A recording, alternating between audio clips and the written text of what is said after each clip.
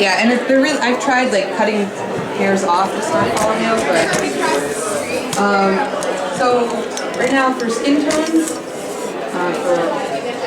for my skin tone anyway, I usually like. So now I have my yellow layer down. I'm just gonna put like a little bit of red on top because this cadmium red and this Naples yellow kind of make a pretty cool skin tone. So usually when I'm doing a panel, I'll do the figures first, like the skin tones. I don't know why, it's just what I do. I'm just gonna do that. Hands and face. And let's see. So I'm going to give this person let's see. The general rule for watercoloring is you start with light colors first and like work your way darker. So you gotta figure. Let's see. I don't know what color to make this train. This is a train, so I'm going to make it a kind of like beigey, like trainy color. So I'm just going to put a wash of this blue over this yellow. And you can let things kind of go over each other. And if you know, like, this suitcase is going to be a different color, but if I know that it's going to be darker than this, I can just kind of cover it up like that. So you're taking the yellow into account on all your colors over it? Yeah, I take the yellow into account, but also, even if yellow is not supposed to be color in the end, having it there, like, it will kind of become invisible. In the same way that, like, when you're in a dark room, like, you're still, like, you're kind of seeing more purple and blue when you're in a dark room, but all of those colors are underneath there. And it's kind of the same with this. Like, once you have that tone underneath, it will kind of come through. And, what was I going to say? So it unifies it? Yeah, it unifies it. And sometimes I've done experiments where, like, I'm going to paint a scene in like a nightclub with like magenta lights. So instead of doing a yellow wash, I'll do a wash of magenta. And that'll be over all the skin tones and everything. And if you look at a lot of other people, like, you'll look at like a face and doesn't have any real skin tones in it. It's green or something. And so like you can use these kind of washes for all kinds of stuff. And you can really get creative with like what the color scheme you want to be in any situation. That's still drying.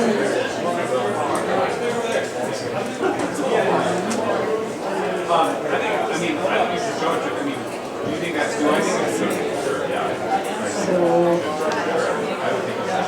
I'm going to put in the sky while I'm at it. For sky, I use this, I forget what this is, cobalt blue. It's a kind of weird blue that I don't actually use for mixing. Put that in there.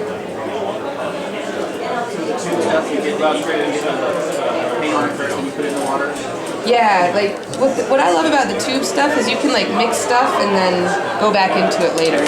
So if you want, like if you know you're going to use a lot of one color, you can mix it ahead of time when the tube paint is wet, and then it'll dry, and then you can just add water and it'll come back to life again, which is why I prefer watercolors over acrylic, because acrylic you mix the same way as watercolor, but then once it's dry, it's pretty hard to bring it back again, or impossible actually. Gouache is, I think, a little bit in between the two, but I can never figure out how to use gouache, and maybe someone wants to do a gouache demo, I would like be the first one to watch it. When you're doing the sky, like, I'm just, for the sake of time, just making this really simple wash, but like, when I do clouds, a lot of time I'll just, you can get really funky with like leaving white space and making clouds that way, and I usually try to like make a gradation. Like if you go outside, if it's a clear day and you look at the sky, it's more blue up towards the top of the dome than on the side. So I kind of usually make it more towards white when it comes down, and you can do all kinds of things with like sunsets and stuff where you start with blue at the top and you go yellow and red on the way down, and it can be really pretty. And I don't know, sometimes it's really cheesy, but like painting sunsets is really, really fun.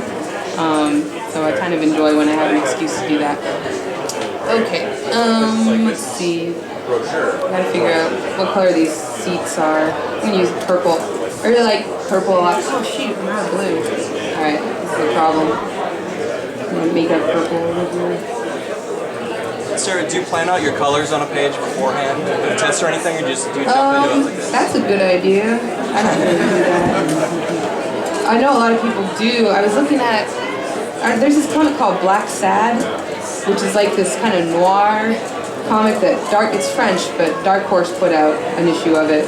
And it's great. It's all watercolors and it's really beautifully done.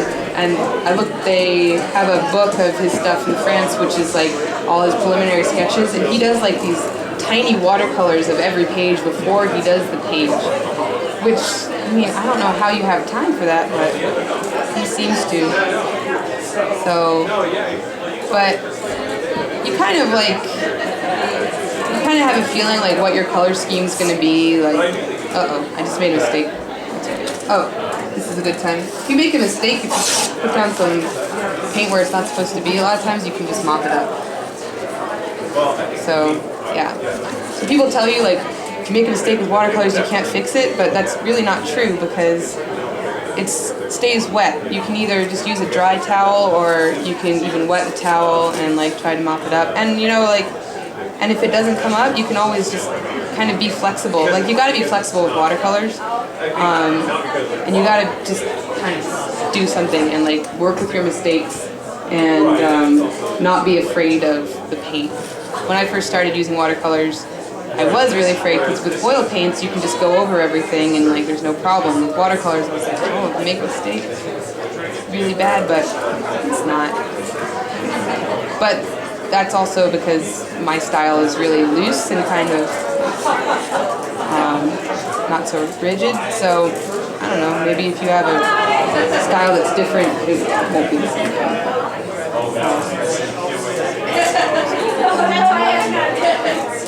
Have you ever scraped back into the paper with a razor? No. I've heard people do that.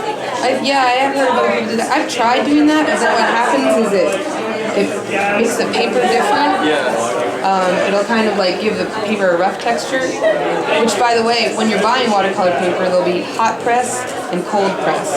And hot press is more bumpy, and cold press is more smooth.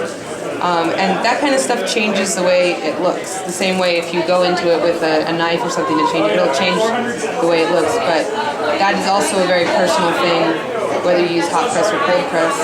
I like a little bit of texture.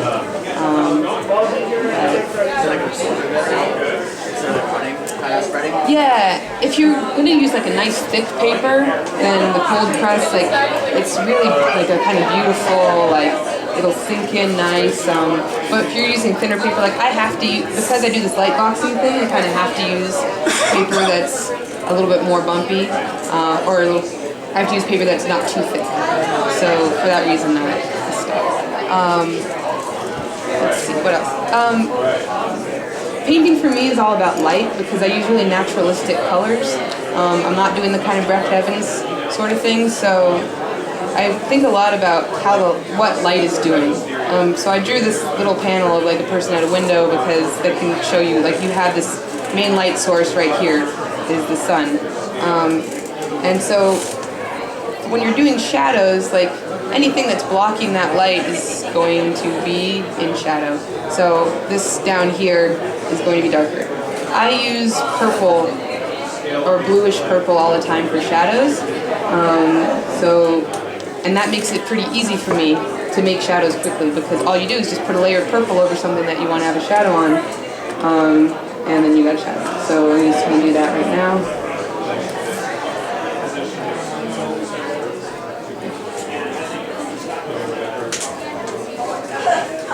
And while I'm at it, I can put purple over these jeans and this armrest thing because those are going to be dark later.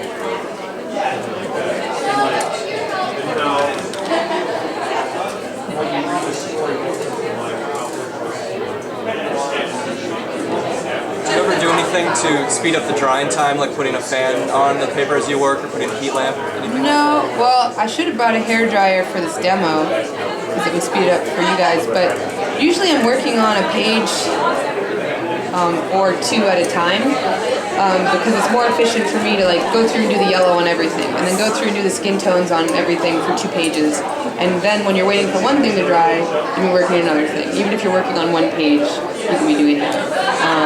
So I don't really need to speed up the process that much because, you know, you have enough stuff to work on that it doesn't take that long. All right. Without messing it up, like a hairdryer. Yeah, people do that. Although you got to be careful if you have like a lot of liquid and you put a hairdryer on, it's going to just like push that liquid all over the place. So, and also put a little bit of shadow in here.